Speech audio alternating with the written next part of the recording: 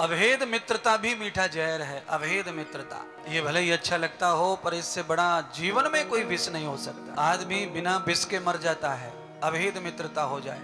और उस मित्रता, अभेद मित्रता का नाम है किसी स्त्री में और किसी पुरुष में, ये भी विष के समान ही है। इस मित्रता में कुछ सत्य मित्रता है, वो भी विष के समान थी। जैसे लोग गाते हैं प्रेम के बारे में, बोलते हैं, इतिहास लिखे हैं, मीरा को भगवान से प्रेम हो गया था तो मीरा ने कितना विष पिया समाज का, पर मीरा का प्रेम सच्चा था। पत्थर से भगवान कृष्ण को प्रकट होना पड़ा मीरा की सच्चाई के लिए। ये अभेद प्रेम है, स्त्री पुरुष। और आप देखो जितने भी पंखे पे लटकने वाली घटनाएं हैं, उन घटनाओं में यही कहानी निकल के आ रही है बाद में। और इस कहानी में लड़कों की मौत हो रही है, स्त्री कम झूल रही है, पुरुष ज्यादा झूल रहा है पंखे से। यह मीठा जहर होता है, इसे खाना नहीं चाहिए।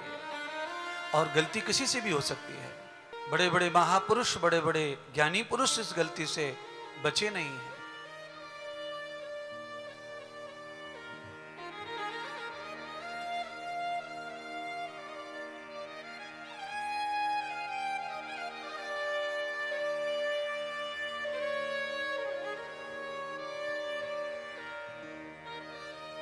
ये तो खाली समझाने के लिए मैंने दृष्टांत दिया है।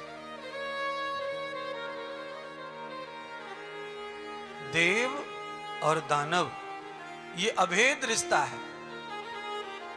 अगर ये रिश्ता जुड़ गया तो इसमें संकट आएगा, व्यवधान आएगा, दुख आएगा, क्लेश आएगा। और इसीलिए देव और दानवों का कभी मेल नहीं हुआ। और मेल नहीं हुआ इसलिए भी विवाद होता रहा, झगड़ा होता रहा, युद्ध होता रहा। कथा ये चल रही है कि सब देवताओं ने भगवान गणेश को ही अपनी शक्तियां क्यों दी, कारण क्या है, वो कथा चल रही है। आपको समझाते समझाते कहीं आप ही ना फेल हो जाएं समझने में, इसलिए मैं बीच बीच में कथा का जो हेडिंग है उसे भी बताता रहूंगा। पुरुष और पुरुष की मित्रता बहुत कम नुकसान की होती है। इसमें ज्यादा से ज्यादा हानि हो सकती है तो धन बन की हो सकती है। स्त्री स्त्री की मित्रता, इसमें भी कुछ हानि हो सकती है तो बस वही हानि हो सकती है, धन बन की।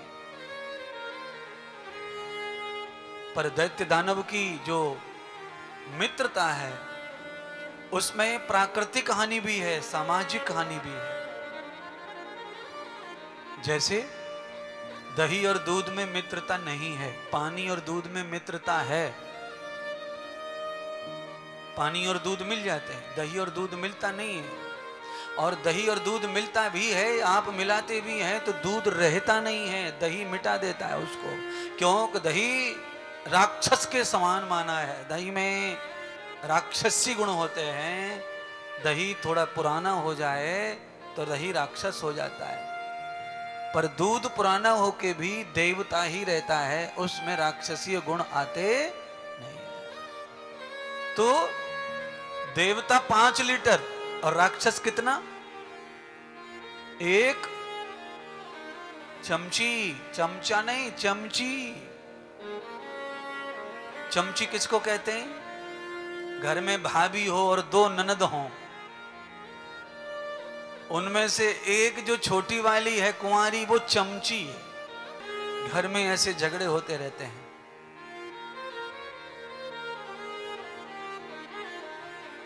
और कहने में कोई चुकता नहीं है, लोग कह भी देते हैं भाभी की चमची है, इससे दूर रहो, इसके सामने कोई बात मत करो मम्मी,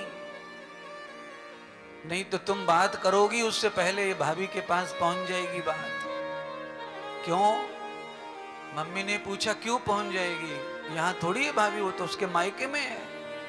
तो बड़ी बहन कहती है ये देख नहीं रहे बगल में बैठी है चमची। तो कहने का मेरा अर्थ ये है, राक्षस से भी अर्थ नहीं है मेरा, समझाने के लिए कथाओं में जोड़ रहा हूं इन बातों को। समझाने का अर्थ है, मेरा तात्पर्य है, मेरा मूल अर्थ में जो चाहता हूं आपको समझाना वो यह है कि कितनी भी अच्छाई हो पर उसमें थोड़ी सी बुराई ही समस्त अच्छाई पर पानी फेर देती है।